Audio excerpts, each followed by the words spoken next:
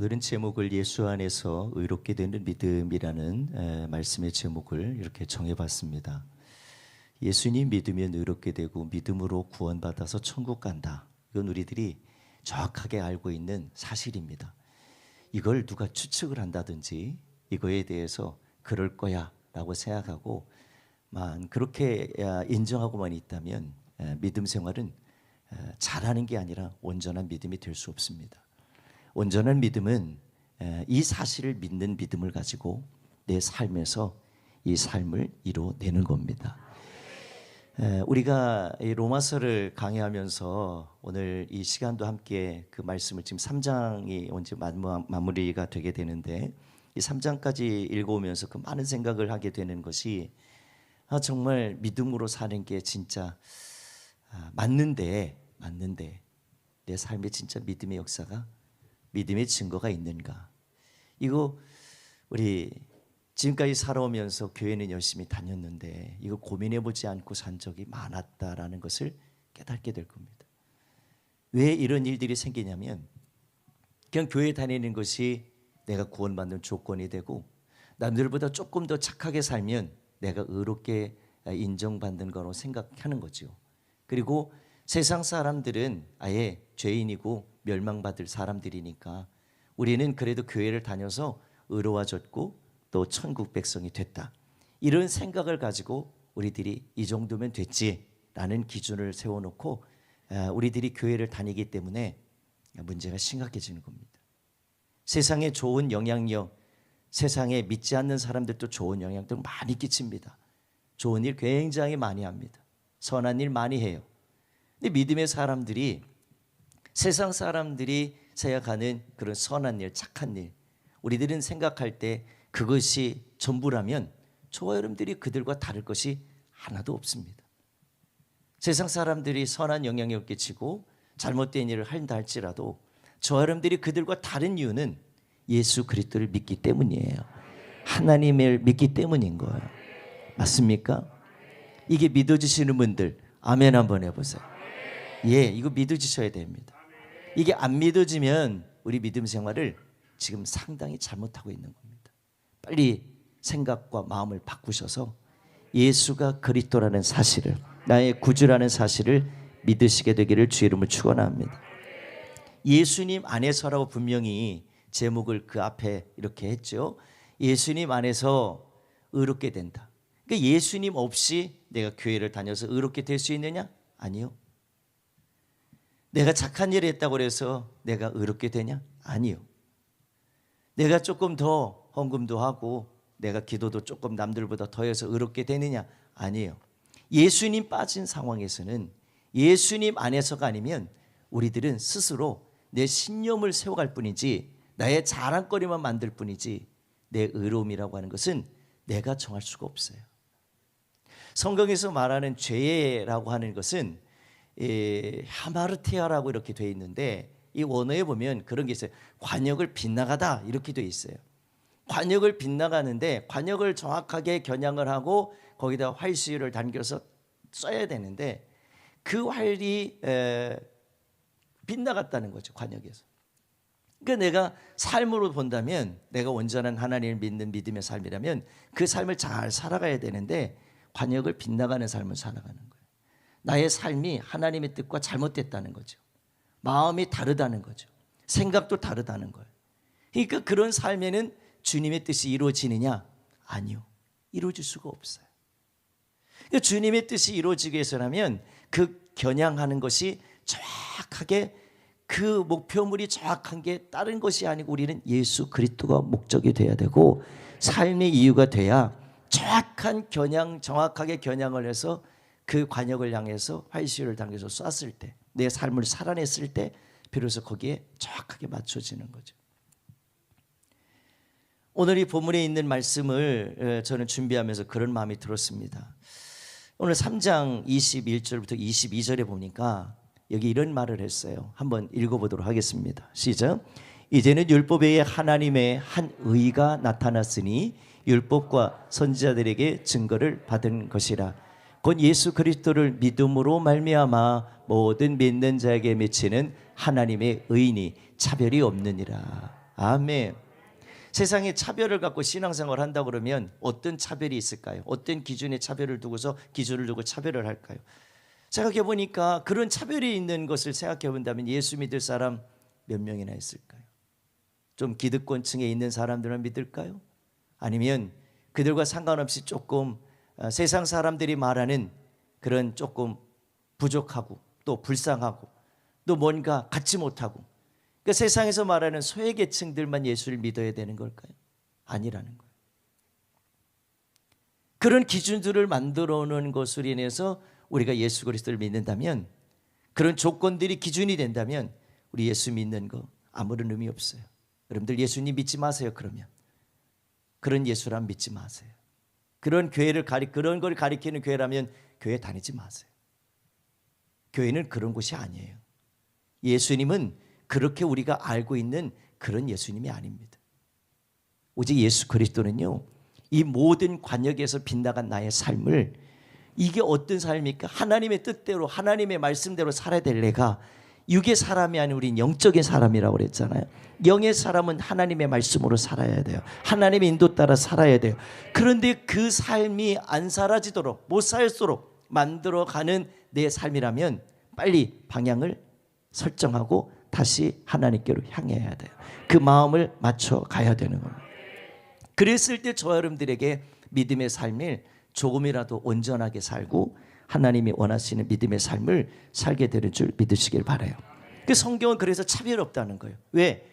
가난한 자든 부한 자든, 많이 배운 자든 못 배운 자든, 또 우리가 뭐 병든 자든 뭐 그렇지 않든, 어떤 누구든지 간에 주님의 이름을 믿는 자, 예수 그리스도를 믿는 자에게는 하나님의 자녀가 되는 권세도 주시고, 아멘. 성경에서 정확히 말하는 천국과 지옥에 대한, 지옥이 아닌 영원한 천국을 저와 여러분들에게 유업으로 얻게 되는 그런 은혜를 입게 되는 줄 믿으시길 바랍니다.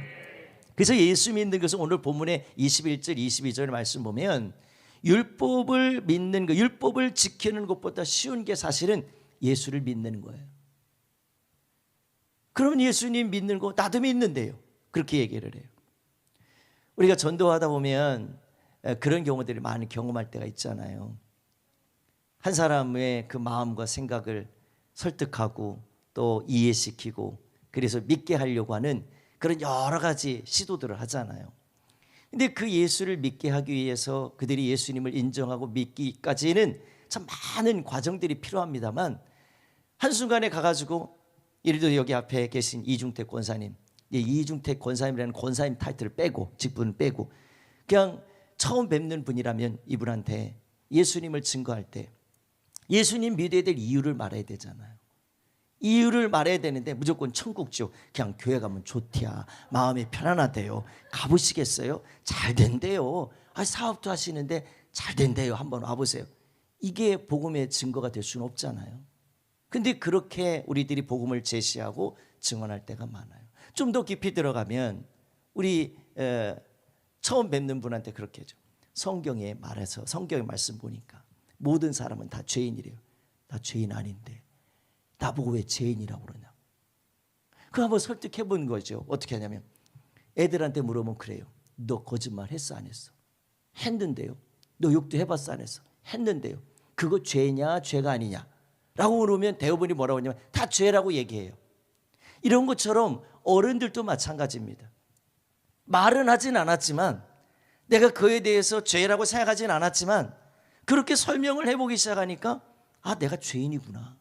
그래서 그렇게 설득당하신 분들이, 설득당했다고 표현해서 좀 그렇지만, 그렇게 듣고 보니까 내가 죄인이네. 나 죄인이구나. 그렇지요, 죄인이죠. 그래서 죄를 용서하시는 분이 예수님이신데 그분을 믿어야 우리가 죄가 용서됩니다. 이렇게 얘기하고 접근하는 경우들이 많아요. 그렇다고 여러분들에게 한번 여쭤볼게요.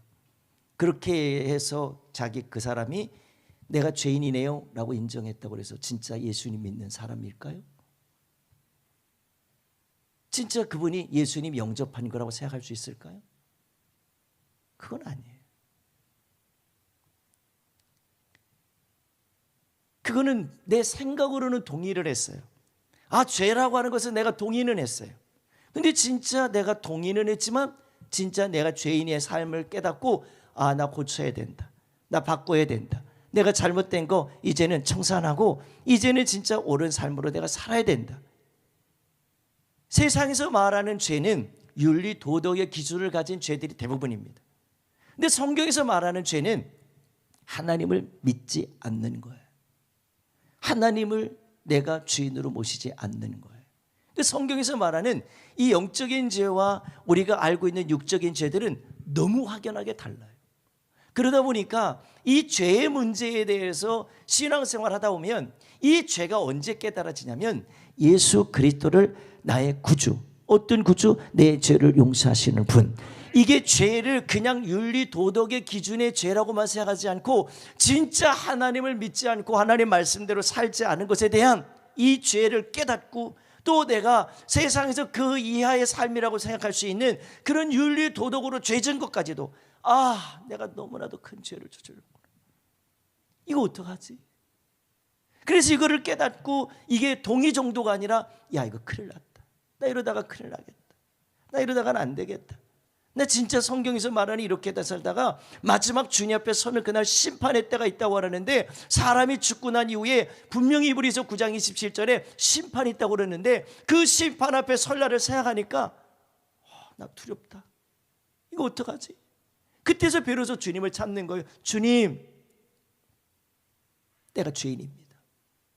그냥 멀쩡하게 주님 내가 죄인입니다 이게 아니라 그때는요 통회하는 거예요. 통곡을 하는 거예요.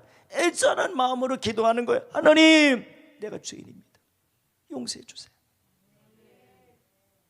그때 주님이 우리 마음속에 내 삶으로 살았던 삶이 이제는 예수 그리스도를 나의 구주로 믿고 주인된 주님을 내 안에 모시고 나의 주인이 되어주세요. 이 믿음으로 사는 그 사람에게 주님이 찾아오셔서 그 삶을 다스리고 통치해 주시고 이끌어 주시는 거죠. 그때서 이제는 내가 더 구체적인 삶들을 살아내는 거죠. 어떤 삶이요? 예전에는 내가 주님과 연합하지 않았어요. 하나가 되지 않았어요. 생각도 마음도 내 마음대로 하고 살았어요. 그런데 그 삶이 주님이 내 안에 주인이 되시고 나니까 어떻게 해요? 이제는 생각하는 것도 주님이 생각하게 하시고 또 주님이 원하시는 삶들로 살기도 하시고 모든 삶을 다 바꿔가는 거예요. 그래서 비로소 주님과 연합을 하는 거죠. 주님과 하나가 되는 거죠. 성경에서 말하는 죄는 하나님을 떠난 자예요. 하나님의 말씀하신 관역의 삶, 영적인 삶에 대해서 빗나간 삶이에요. 그러니까 하나님 없이 살아가는. 그래서 오늘 제목을 예수님 안에서 의롭게 되는 믿음, 하나님의 자녀라고 인정되는 믿음. 어떻게 할 때? 예수님 안에 있을 때, 예수님이 내 안에 주인 되어주실 때. 아멘. 그래서 이스라엘 백성들은 이 광야에서 생활하고 있을 때 모세를 통해서 하나님이 제사를 명령하셨어요. 제정하셨어요. 이 제사를 얘기했을 때 특히 화목제물, 이 화목제물 오늘도 본문에 나와 있는데 이 구약의 이 화목제물은 이 죄를 씻기 위한 거거든요. 예를 들어서 여기에 짐승이 있어요. 우리가 직접 짐승이 우리를 대신해서 내 모든 죄를 감당해서 죽는 거거든요. 피를 쏟아내는 거거든요. 그래서 짐승에게 이스라엘 백성들은 짐승을 잡아서 희생제, 속죄제를 드릴 때 이 짐승을 잡아놓고 여기다가 안수를 해요.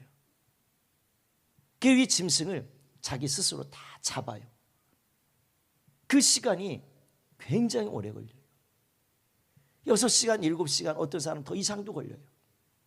그 짐승한테 내 죄를 여기다가 내가 이런 죄를 졌는데 네가 내 죄를 대신해서 네가 죽어줘라. 그래서 이 죄를 이 짐승에게 전가를 시키고 그러고서 짐승의 머리에 손을 얹어서 안수하고 그리고서 자기는 죄를 해결받았다고 믿는 거죠. 언제?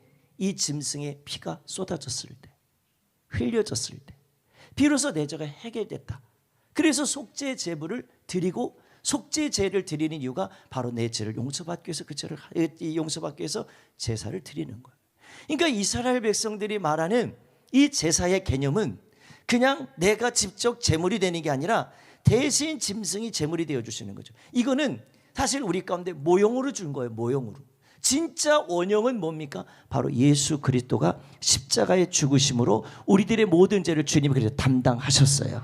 용서해 주셨어요. 해결해 주신 거예요. 믿으시면 아멘. 이게 믿어지셔야 돼요. 이게 안 믿어지면 우리는 항상 죄인으로 살아요. 그러니까 죄에 묶여서 살고 죄에 갇혀서 살아요. 그 굴레 안에 살면서 예수님 믿어도 죄 해결 하나도 해결하지 않 채 그냥 교회만 다니면 다 용서된 줄 알고 생각하고 살아요. 아니요, 잘못된 겁니다. 죄는 정확하게 교회를 다녀서 해결되는 게 아니에요. 예수 그리스도께서 십자가에서 죽으심으로 피를 쏟아내 주셔서 그 피를 통해서 우리의 죄가 사해진 거예요. 씻어진 거예요. 그것을 네가 믿느냐? 내가 믿습니다. 그럼 여러분들 그렇게 생각하고 인정을 했다고 해서 우리들이 다 의롭게 되냐는 거예요. 그게 아니라는 거예요. 그건 1차적인 문제. 2차적인 삶은 뭡니까? 주님의 은혜 안에, 말씀 안에, 그 생명의 말씀 안에 우리들이 달랐던, 관역을 빗나갔던 사람들이 주님께 맞춰져서 주님이 내 안에 주인 되셔서 그 삶을 살아가는 거예요. 오늘 성찬은 그런 의미에서 볼 때 저 여러분들이 주님과 분리됐던 나의 생각, 연합하지 못했던 나의 마음들, 나의 행실들, 그래서 오늘 우리들이 회개기도 하고 이 성찬을 받게 되는 이유가 그냥 내 죄를 성찬 매월 첫 주에 있으니까 성찬 받으면 내 죄가 다 씻어져, 다음번에 또 많이 죄 짓고 다음 달에 또 첫 주에 그렇게 하면 되겠지. 아니요. 오늘 예수 믿는 사람들은 이 죄는 겨냥했던 관역에 내가 그대로 쏴서 정확하게 맞춰야 되는데 죄의 이 원어에 봤더니 겨냥한 것이 빗나갔다는 건데, 이탈됐다는 건데, 진짜 회개는, 진짜 은혜를 입고 믿음으로 사는 건 뭐예요? 죄는요, 회개는 돌이키는 거예요. 히브리어 보면 슈브라고 되어 있는데 이 말의 의미는 가던 길을 돌아서는 거예요. 어디로? 원래의 삶으로 돌아가요. 그 원래가 뭐예요? 하나님이 원하시는 삶, 하나님의 말씀대로 사는 삶, 그 삶으로 돌아오는 거예요. 내가 의로워서 내가 그렇게 해서가 아니라 그 사실을 믿고 그 믿음으로 내가 삶을 결정하고 내가 주님께로 나아가는 거예요. 그때 그 보혈의 권세가 우리들의 죄를 씻어내는 거예요. 아멘. 우리 어딘교회가 드디어 장판을 깔았네요. 뒤에다 장판을 깔았어요. 저 뒤에서 지금 예배를 드리고 있어요. 자리가 부족한 건 아니에요. 여기는 2분씩 앉는 게 아니고 원래는 4분 이상 앉게 돼 있는 자리거든요. 근데 이게 그렇게 앉지 않고 저 뒤에 애들이 바닥에 앉아 있어요. 근데도 쟤들은 집중해서 말씀을 다 들어요. 지금 딴짓을 안 하네. 혼냈어요 거기서. 근데 저는 이 말씀을 준비하면서 우리 성도들에게 이런 말씀을 좀 드리고 싶어요. 우리가 의롭다는 것을 스스로 자랑할 수 있냐? 없다는 거예요. 오늘 25절의 말씀 보면 좀 몇 가지 말씀을 좀 우리 읽은 본문의 말씀 한번 읽어볼게요. 25절에 보면 이 예수를 하나님이 그의 피로써 믿음으로 말미암은 화목제물로 세우셨으니 이는 하나님께서 길이 참으시는 중에 전에 지은 죄를 간과하심으로 자기의 의로우심을 나타내려 합니다. 지금까지 설명한 내용이 바로 이 내용이에요. 그렇다고 해서 우리가 의롭게 됐네, 나는 의인이네, 그렇다고 우리들이 자랑할 수 있느냐? 없다는 거예요. 30절에 보면 이런 30절에 한번 다 같이 한번 읽어볼게요. 시작. 할례자도 믿음으로 말미암아 또한 무할례자도 믿음으로 말미암아 의롭다 하실 하나님은 한 분이시니라. 아멘. 내가 의롭고 내가 조금 더 의롭고 그거 우리 가운데 없어요. 우린 다 오늘 성경에도 보니까 뭐라고 했어요? 하나님의 영광에 이르지 못하는 이유가 뭡니까? 23절에 그랬어요. 다 죄인이라는 거예요. 죄인. 더 많이 죄를 지은 자과 덜 지은 죄만 있을 뿐이지 모든 사람이 다 죄인이라는 거예요. 그래서 많은 사람들이 예수님 믿으세요, 구원받으세요, 천국이 있어요. 아무리 얘기해도 그 사람들이 믿지 않는 이유는 뭐냐면 내가 죄인이 아닌데 왜 나보고 죄인이냐는 거예요.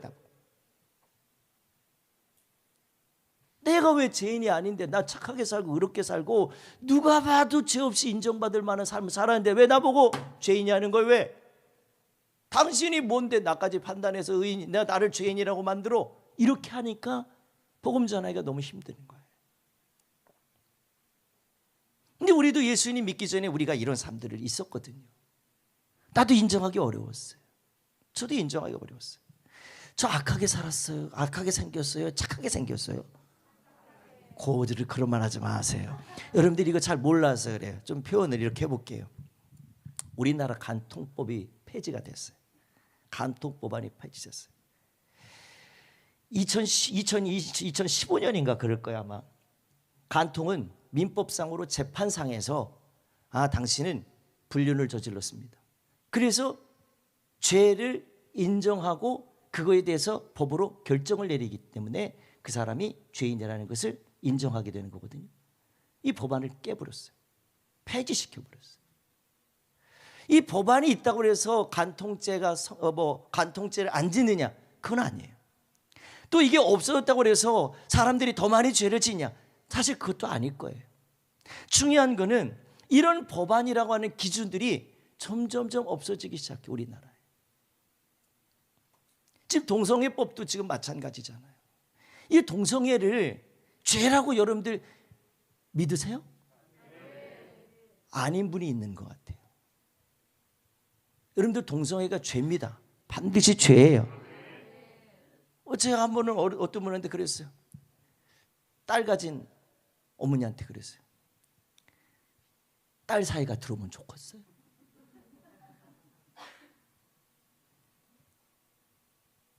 아들 며느리가 들어왔으면 좋겠네. 남자 며느리가 들어왔으면 좋겠네요. 그랬더니 말도 안 되는 소리. 목사님 저주하지 마시라고. 나 저주한 거 아니에요. 동성애가 그런 거예요. 무슨 성적 관계에 대한 것만 생각하고 뭔가 그 성적인 그런 것만 생각하니까 이게 죄냐 아니냐 그것만 생각하는데, 성경에서 말하는 이 죄는요 다른 것도 아니에요. 하나님이 정하신 법 외에 다른 어떤 것으로도 의롭게 될 수 없는 우리들이 내가 뭔가 기준을 만들고 법을 만들어서 그것이 나를 의롭게 하고 나를 편리하게 하고 나를 정말 행복하게 하는 조건이라고 무조건 다 좋은 게 아니라는 거예요. 그러니까 하나님을 떠난 모든 것은 다 죄예요. 하나님과 함께하지 않는 건 모든 건 다 죄라는 거예요. 그러니까 우리가 이 영적인 관계를 모르면, 나 간통죄 안 졌는데, 나 불륜 저지르지 않았다는 거예요, 나 동성애자 아니라는 거예요, 그러면 난 죄인이 아니라는 거예요. 그러니까 이게 얼마나 어려운 관계냐. 그러니까 우리가 믿음 생활하면서 이 부분이 인정 안 되니까 예수 그리스도를 믿는 것이 교회를 다니면 되는 줄 알고 착각하고 그 생각이 나를 지금까지 이끌어온 것이 너무나 많다는 거예요. 죄는요 우리들이 의롭게 될 수 있는 정말 중요한 근본이지만 근원이지만 요거를 해결할 수 있는 건 내가 되는 게 아니라, 내가 의로움으로 될 수 있는 게 아니에요. 오직 예수 그리스도의 이름으로 되는 줄 믿으시길 바랍니다. 그래서 27절에 뭐라고 그랬냐면, 27절 이런 말씀을 했죠. 오늘 본문에 뭐라고 그랬냐면 다 같이 읽어봅시다. 시작. 그런즉 자랑할 때가 어디냐? 있을 수가 없느니라. 무슨 법으로냐? 행위로냐? 아니라 오직 믿음의 법으로니라. 할렐루야. 죄는 설득하고 설득당했다고 해서 죄인이 되는 게 아니라, 이 죄는요 우리 가운데 다 있어요. 모든 사람 다 죄인이에요. 그래서 이 죄를 예수 그리스도를 믿음으로 인해서 이 죄를 해결받게 되는 줄 믿으시길 바랍니다. 로마서 10장에 보면 10장 9절에 보면 이런 말을 했어요. 사도 바울이 이런 고백을 했어요. 다 같이 한번 읽어봅니다. 시작. 네가 만일 내 입으로 예수를 주로 시인하며 또 하나님께서 그를 죽은 자 가운데서 살리신 것을 네 마음에 믿으면 뭐라고요? 구원을 받으리라. 입으로 시인해서 주 예수 그리스도를 입으로 시인해서 그렇게 내가 영접하겠습니다, 믿습니다 라고 하면 우리들이 그 죽은 자 가운데 살리신 것을 우리 가운데 네 마음에 믿으면 너도 구원을 받아. 이것이 주의 말씀이에요. 근데 여러분들 이 부분을 한번 생각해 볼게요. 제가 조금 더 업그레이드 돼서 여러분들에게 말씀드리는 거예요. 그냥 평범한 죄만 얘기하는 게 아니에요. 자, 여기서 보면 예수를 내 입으로 예수를 주로 시인하며 하나님께서 그를 죽은 자 가운데 살리신 것을 네 마음에 믿으면이라고 그랬어요. 마음에 믿으면, 설득하면, 이해되면, 아니요 믿으면. 좀 비근한 예로 성경에 있는 것을 좀 찾아볼게요. 야고보서 2장 19절에 보면 네가 하나님은 한 분이신 줄을 네가 믿느냐? 잘한다. 그 다음에 뭐라고 되어 있어요? 귀신들도 믿고 떠느니라. 요 말씀이 누가복음 8장 27절도 28절에 예수님이 갈릴리 맞은편에 있었던 거라사 사람들이 살고 있는 동네에 들어가게 됐어요. 그때 들어가셨을 때 거기에 있는 사람 중에 한 사람이 귀신 들린 자가 있었어요. 그 귀신 들린 자가 예수님을 딱 보는 순간에 고백을 한 거예요. 이게 27절부터 28절에 한번 읽어볼게요. 시작. 예수께서 육지에 내리심에 그 도시 사람으로서 귀신 들린 자 하나가 예수를 만나니 그 사람은 오래 옷을 입지 아니하며 집에 거하지도 아니하고 무덤 사이에 거하는 자라. 예수를 보고 부르짖으며 그 앞에 엎드려 큰 소리로 불러 이르되 지극히 높으신 하나님의 아들 예수여, 당신이 나와 무슨 상관이 있나이까? 당신께 구하노니 나를 괴롭게 하지 마소서 하니. 자, 여러분들에게 한번 질문 드려볼게요. 예수님을 누가 인정한 거예요? 귀신이 인정했어요. 그러면 이 귀신도 예수님을 인정했으니까 구원받나요? 아니에요. 우리 성경을 잘 읽어보셔야 돼요. 문제는 뭐냐면 귀신도 알고 있는 죄예요. 하나님이에요. 다 예수님 다 알아요. 귀신도 알아요. 근데 그 귀신이 알았다고 해서 귀신이 구원받는 거 아니에요. 구원은 어떻게 돼요? 아는 것이 아니고 믿는 거예요. 지금 이걸 말씀드리고 싶은 거예요. 저 사람들이 교회를 다니면서 예수님 아세요? 아는데요. 가끔씩 전도하면 제 친구도 그래요. 아직까지도 전도하고 있는 친구가 있어요. 그 친구는 그래요. 뭐라고 그러냐면 너 예수님 나 알지. 어떻게 알아? 성탄절 때 들어보신 분 들었다고. 예수님 그분 때문에 내가 과자 얻어먹은 게 얼만데 뭐 이러면서 얘기해요. 근데 걔한테는 예수님은 믿는 게 아니고 아는 거예요. 그러니까 알고 있다는 이유 하나가 구원받은 조건이 됐냐? 아니라는 거예요. 내가 의롭게 되느냐? 아니라는 거예요. 내가 그걸 그렇다고 해서 내가 이렇게 됐으니까 귀신도 자랑하고 내가 이렇게 예수님 아니까 내가 자랑한다. 그럴 수 없다는 거예요. 우리들이 오직 자랑할 수 있는 것은 27절에 뭐랬습니까? 우리를 의롭다함을 자랑할 수는 없지만 오직 예수 그리스도를 믿는 그 믿음으로. 아멘. 오늘 본문 27절 누가복음 8장 27절이 아니라 본문 27절에 그런즉 자랑할 데가 어디 있느냐? 있을 수 없다. 무슨 법을 행위로 아니라 오직 믿음의 법이니라. 할렐루야. 이거에 대해서 요한복음에 3장에 보면 니고데모 이야기가 나옵니다. 우리 잘 아는 말씀이지요. 예수님한테 찾아와서 영생을 어떻게 하면 얻습니까? 우리가 말하는 대로 하면 쉽게 이해하려면 천국을 어떻게 하면 가지요? 라고 물었어요. 그 사람은 율법을 잘 지키는 사람이었어요. 그리고 남들이 봤을 때 누가 봐도 저 사람 종교인이야. 충분히 그럴 만한 인정 그리고 그런 삶 그런 행위 많았죠. 근데 그 사람이 궁금한 게 있었어요. 아니 답답하고 뭔가 해결되지 않은 것이 하나가 있어요. 그게 뭐냐면 영생이 있다는 걸 알겠는데 내가 이거 잘 지켰다고 영생을 얻을 수 있을까? 내가 오늘 교회 가서 주일 예배 드리고 왔는데 내가 영생 진짜 얻을 수 있을까? 내가 삶을 살아가는 삶을 돌아오면 내가 진짜 영생 얻을 수 있을까? 아닌 것 같아요. 그래서 남들 시선을 피해갖고 저녁에 와가지고 밤에 와가지고 문드는 거예요. 예수님은 하나님께서 보내신 걸 내가 압니다. 그 예수님 어떻게 하면 영생 얻을 수 있습니까? 거듭나야 한다. 다시 태어나야 돼. 아니 내가 지금 나이가 얼만데 내 등치가 얼만데 엄마 뱃속에 다시 들어갔다 나오라는 얘기입니까? 아니요. 물과 성령으로 거듭나지 않으면 하나님 나라를 볼 수도 없고 들어갈 수도 없다는 거예요. 이 사람은 영적으로 뭔가 이 신비롭고 신령한 영적 세계를 알아요. 아는데 자기의 종교적인 열심과 율법을 잘 지켜온 것 가지고 자기가 구원받고 천국 백성 되고 하나님의 자녀가 된다는 것에 대해서 그렇게 될 줄 알았는데 지내놓고 보니까 그렇지 않다는 거예요. 그리고 그가 깨닫고서 해결하는 것이 뭡니까? 근심하다가 그냥 돌아가고 말았어요. 해결되지 않았어요. 해결받을 수도 없었어요. 요한복음 그 다음에 계속해서 말합니다. 예수님이 이렇게 말해요. 3장 16절에 하나님 우리 잘 아는 말씀이죠. 하나님이 세상을 이처럼 사랑하사 독생자를 주셨으니 이는 그를 믿는 자마다 이는 그를 믿는 자마다 이는 예수가 그리스도라는 사실을 믿는 자마다 멸망하지 않고 영생을 얻게 하려 하심이니라. 아멘. 많이 더우신 것 같아요. 에어컨 좀 틀어주세요.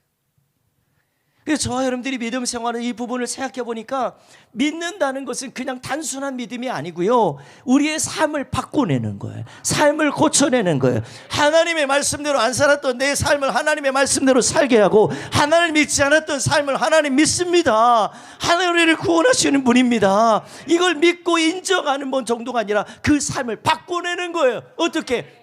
이제는 내가 여태까지 살아왔는데 이제는 내 마음대로 살지 않겠다는 거예요. 그 삶을 살지 않겠다고 결단한 게 행위가 뭐냐? 바로 갈라디아 2장 20절에 내가 그리스도와 함께 십자가에 못 박혀 죽었나니. 본문 말씀 한번 읽어볼까요? 갈라디아 2장 20절 19절부터 한번 읽어볼게요. 다 같이 시작. 내가 율법으로 말미암아 율법에 대하여 죽었나니 이는 하나님에 대하여 살려. 자 보세요. 잠깐요. 율법으로 말미암아 율법에 대해서 살았다 죽었다? 죽었다. 율법을 죽었다는 걸 이렇게 표현하면 쉬울 것 같아요. 내가 율법대로 산 거, 내가 그게 의로운 줄 알았는데 그게 아니구나. 율법의 행위로 내가 산 것이 의롭게 되는 게 아니라 그것이 나를 살게 하는 게 아니구나. 그건 죽는 거. 그러나 하나님에 대하여 이거를 살게 하시되. 자 19절 말고 20절 다 같이 읽어봅시다. 시작. 내가 그리스도와 함께 십자가에 못 박혔나니 그런즉 이제는 내가 사는 것이 아니요 오직 내 안에 그리스도께서 사시는 것이라. 이제 내가 육체 가운데 사는 것은 나를 사랑하사 나를 위하여 자기 자신을 버리신 하나님의 아들을 믿는 믿음 안에 사는 것이라. 21절요. 내가 하나님의 은혜를 패하지 아니하노니 만일 의롭게 되는 것을 율법으로 말미암으면 그리스도께서 헛되이 죽으셨느니라. 율법을 잘 지켜서 의롭게 되는 게 아니라 예수 그리스도께서 이 땅에 오셔서 우리의 죄를 위해서 십자가에 죽으시고 우리의 모든 죄를 해결해 주신 거, 이거를 믿는 그 사람이 하나님 자녀가 되고 의롭게 되고 그 예수 안에서 사는 기쁨과 은혜로 우리가 온전한 믿음의 삶을 살게 되는 줄 믿으시길 바랍니다. 니고데모가 거듭난다고 했던 거, 다시 태어나나요? 따졌던 그 말이 바로 예수 그리스도가 십자가에 죽으신 하나님이 보내신 자, 독생자 예수 그리스도다. 그래서 그분을 통해서 주신 이 엄청난 십자가 사건을 통해서 내가 믿습니다. 그 사실을 행하신 일을 내가 다 믿습니다. 그래서 갈라디아 2장 20절에 사도 바울은 율법으로 철저한 사람이었어요. 세상에서 그를 율법 잘 지킨 사람으로 따져본다면 그 사람 따라갈 사람이 없었다는 거예요. 그랬더니 그가 이렇게 얘기합니다. 내가 그리스도와 함께 예수님과 함께 십자가에 못 박혔나니. 십자가에 못 박혀 어떻게 된 거예요? 이게 죽은 거예요. 나라고 하는 것은 이제 죽어요. 율법도 죽어요. 다 죽었어요. 그리고 다시 거듭나는데 어떻게? 이제는 내가 사는 것이 아니다. 오직 내 안에 누가 사시는 것이라? 그리스도께서 사시는 것이라. 믿어지시는 분들 아멘. 이게 믿어지셔야 돼요. 이 믿음으로 사셔야 합니다. 그래야 죄를 짓는 것이 너 거짓말했지, 너 죄잖아, 너 죄인이네, 그런 것 같아, 이게 아니고 그 삶을 가던 잘못된 거짓말했던 삶들을 돌이키고 사기쳤던 삶들을 돌이키고 내가 악하게 살았던 그 삶들을 돌이켜요. 어디로? 방향을 다 하나님께로 맞추는 거예요. 생각을 맞추는 거예요. 삶의 열매를 맞춰가는 거예요. 비로소 거기에서 어떤 열매가 나타나요? 하나님이 기뻐하시는 믿음의 열매가 맺혀지는 줄 믿으시길 바랍니다. 믿음 생활은 늘 하나님과 함께 생각도 마음도 삶도 맞춰가는 거예요. 그 믿음을 갖고 오늘도 살아가는 거예요. 저는 초대교회 성도들 이 말씀 잠깐 나누고 기도하겠습니다. 저는 초대교회 성도들을 보면서 참 특별한 믿음을 가진 사람이다 생각이 들어요. 예수 그리스도를 나의 구주로 믿는다. 우리들이 믿는다는 생각의 기준이 그들과 비교하면 너무 달라요. 아까 야고보서 말씀을 읽었잖아요. 2장 19절의 말씀. 하나님 한 분이심을 네가 믿느냐? 잘한다. 또 누가복음 8장 27절에 있는 거라사 사람들이 그 귀신 들린 사람이 말했잖아요. 당신은 하나님의 아들로 오신 분임을 내가 압니다. 인정했어요. 알았어요. 그런데 이걸 우리들의 기준으로 보고 초대교회 성도들의 믿음의 삶을 한번 비교해 본다면 초대교회 성도들이 말하는 예수가 주님이십니다, 이 한마디는 무슨 거를 뭘 의미하냐면 죽는다는 거예요. 죽는다. 그때 당시에는 주라고 표현해서 그거를 주라고 인정받을 수 있는 사람은 딱 한 사람이 있어요. 사람으로는 바로 황제. 그 황제를 주라고 그랬어요. 그러니까 이 사람들이 말할 때 주, 근데 황제에 대해서 주라고 인정하면 그 사람은 살아요. 근데 예수가 그리스도예요. 그분이 나의 주인님이에요. 나의 주인이에요. 나의 전부예요. 나의 주님이십니다. 너 이리 와. 넌 감옥에 갇히는 정도가 아니라 사자밥이 되게 하고 칼에 찔려 십자가에 죽게 만들고 그렇게 해서 비참한 죽음을 당해요. 우리들이 그렇게 주님을 믿는 믿음으로 사냐는 거예요. 믿음 생활을 조금 이렇게 종교적인 뭔가 행위로 했다고 해서 의롭게 되는 게 아니고, 초대교회 성도들 왜 순교했을까? 왜 많이 죽었을까? 이유는 다른 게 죽은 게 아니에요. 예수를 주라고 얘기했기 때문에, 예수를 주라고 인정했기 때문에 죽은 거예요. 우리들의 삶에 조금 알량한 자존심 지켜보려고 예수를 부인하는 일 많잖아요.